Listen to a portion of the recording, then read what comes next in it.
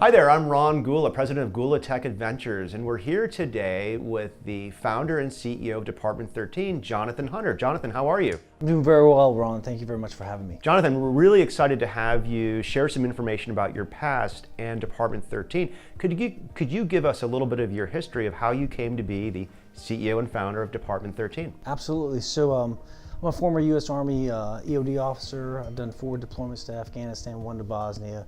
And one of the things I learned a lot about was electronic warfare on the battlefield. From an operational standpoint, there was a lot of knowledge to be gained.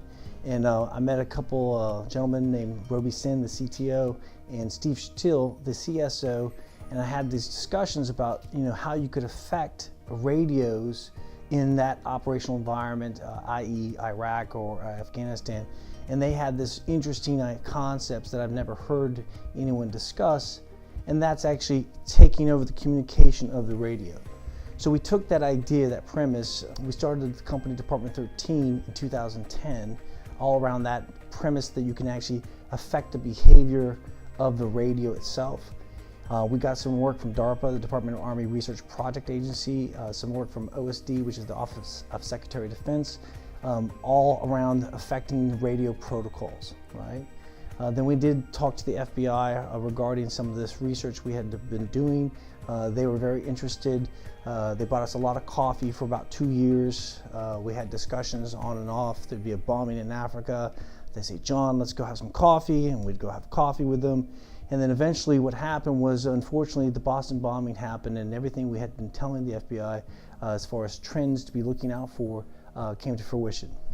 It was a Futaba switch that was on the pressure cookers. That was on the ISM band. They did give us a contract 2 weeks later with Johns Hopkins Applied Physics Lab. And during that research, we effectively took over a drone with a laptop, $35 Wi-Fi cards, and some code. And that was the moment that Department 13 pivoted from a research company to a product company. We then moved from Virginia to Maryland, because this is where all the great resources are at. And we started January 22nd in this facility here in Columbia Gateway. So what does the Department 13 stand for or mean? Where did that come from? So one of our other founders, the CTO, Roby Sin, used to work for Westinghouse, and they were doing a Star Wars Defense Initiative project under a decommissioning nuclear reactor.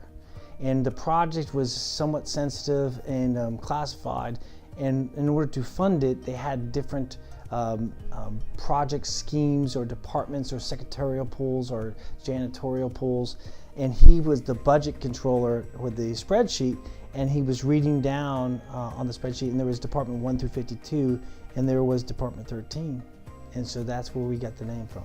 That's excellent. And the product that you sell, I believe, is called Mesmer. What does Mesmer stand for? So Mesmer stands for mesmerize, from the original hypnotist von Mesmer, right? And we believe that that's what we do to the drones using protocol manipulation. So with the focus on drones, do you have a specific product offering or technology that people can use to detect and avoid drones flying over their houses and businesses? One of the things we did was we looked at the horizon of the drone economy that was coming, and we identified certain market sectors. One of them being consumer-based drones, so tier 1, tier 2 drones. You could actually categorize these in certain bands on the ISM band being the Industrial Scientific Medical band, where all consumer, non-licensed RF products come and operate within, right? So you're talking your 433, your 915, your 2.4, and your 5.8 bands, right? Those are gigahertz, right? 2.4, 5.8 gigahertz. And what we did was we identified this as the area we wanted to focus our efforts in, as far as affecting the radio and communicating at the protocol level to these type of drones.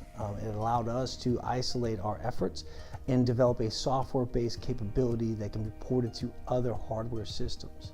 So the example of this would be, currently we have a commercial off-the-shelf hardware product that we are offering and selling to the marketplace. But the software is so portable it can go onto an airborne platform, or it can go onto a backpack system, or it can go into a vehicle system, or it can even go on a ship. You saw over in the UK where a commercial drone, a consumer-based drone, landed on the $3 billion aircraft carrier of the UK government. We think that this is the way to go, be software based. It also enables us to have that flexibility and adaptability for the new threats that will be coming tomorrow. Because we are software based, we can do upgrades like you do your iPhone or your Samsung phone. Just as a press of a button, you'll have new capabilities within the system. Excellent. So I believe the drone that landed on, what's it, the HMS, I forget, it was one of the British fleet's things, was a DJI Phantom like this. It was. Could you talk a little bit of some of the threats that maybe the public and facilities owners might get from maybe amateur drone operators such as myself, as well as maybe more sophisticated threats? Well, so this is a new nascent market, and what we find is that most people don't understand the rules or regulations behind flying drones, right? They've now clarified, even with Section 107 from the FAA, as far as what you have to do to be a pilot of one of these drones. But if you're a hobbyist, there really is no regulations that govern the flight of this drone, this consumer-based product right here. Throughout the world, this product is actually a poor man's Air Force. So if you look at what's going on in Iraq and Syria, this is the platform that they're using in there via ISIS, and also even with the Iraq security officials, they're using the same platform for a poor man's Air Force. So you got your intelligence, surveillance, reconnaissance capabilities. You've got your weaponization of this product that's dropping bombs on civilians and military targets. You have the ability to do battle damage assessment as well. So we spend billions of dollars on an Air Force. They pay $600 for this drone, and they have the same capabilities, right?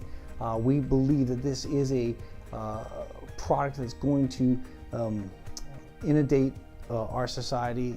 You'll be seeing drones delivering pizzas, drones delivering pharmaceutical goods. Drones will be a part of everyday life, and this will be a function of it. And in order to have that commerce capability, you also need to have the ability to secure your airspace as well.